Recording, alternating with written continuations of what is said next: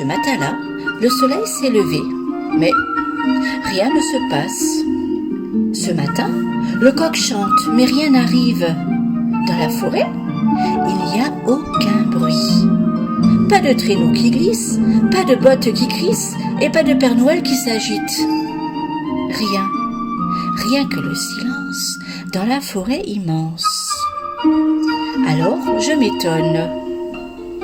Les lutins, comme chaque matin, s'y coupent, rabotent et trient des bûches de bois qu'ils rangent bien droit. Soudain, ils s'arrêtent et écoutent. Mais rien que le silence dans la forêt immense. Les farfadets qui fabriquent des jouets, pan, un coup de marteau, un coup de vis, schlac, l'affaire est dans le sac. Ils s'arrêtent également et écoutent à leur tour, mais rien que le silence dans la forêt immense.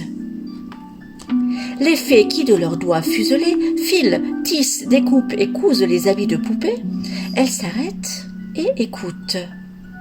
Mais rien que le silence dans la forêt immense. Alors, je m'inquiète, mais qu'est-il arrivé au Père Noël ? Tous ont brusquement peur qu'il lui soit arrivé un malheur si grand que plus rien ne serait comme avant.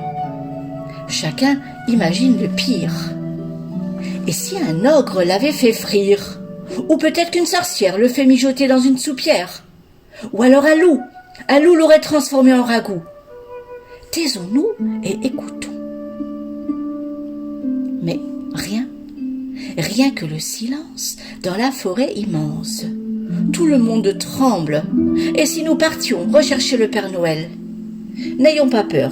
Suivons les lutins, les farfadets et les fées et mettons-nous en route dans la forêt glacée. Car demain, c'est Noël et il faut absolument retrouver le Père Noël. En tête arrivent les lutins, tenant hache et scie à la main. Les farfadets suivent vaille que vaille, brandissant marteau et tenaille. Derrière eux, en rang serré, trottinent les fées. Tous s'avancent sans un bruit dans la forêt plus profonde que la nuit.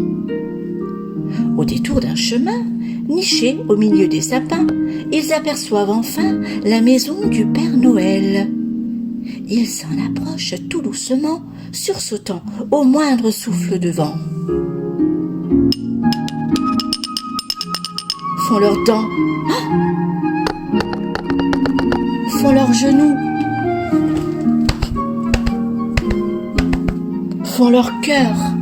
Ils vont frapper à la porte quand soudain retentit le plus terrible des cris. Ouh ! Le loup, c'est sûrement le loup, s'écrient les fées en prenant leurs jambes à leur cou. Puis, ils entendent un ricanement à vous glacer le sang. La sorcière, c'est sûrement la sorcière, hurlent les farfadets en détalant ventre à terre. Puis, résonne un effroyable bruit de bottes à vous donner la fièvre et la tremblote. L'ogre, c'est sûrement l'ogre, couinent les lutins en s'enfuyant comme des lapins. Ne reste que Perlimpinpin, le plus petit des lutins. Il a aussi peur que n'importe qui, mais le Père Noël est son meilleur ami. Alors, il grimpe tout en haut de la cheminée et se glisse en tremblant dans le conduit plus noir que la nuit. Et savez-vous ce qu'il y trouve ?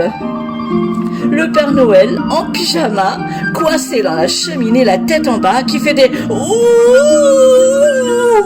et des ah. Il essaye de se dégager de la hotte à grands coups de botte. Mais Père Noël, mais que faites-vous là ? S'exclame Perlimpinpin étonné, tout en essayant de le dégager. Le Père Noël répond en rougissant. J'ai voulu m'entraîner pour cette nuit, mais je crois que j'ai un peu grossi. Oh là là là là. Perlimpinpin le pousse tant et tant qu'en 2 temps 3 mouvements, les voilà tous deux par terre, tout étourdis et noirs de suie. Merci mon ami, et je te jure de ne manger que des salsifis jusqu'à la prochaine nuit. Fini les sucreries. Ouf. Je suis rassurée. Le Père Noël va enfin pouvoir faire sa tournée.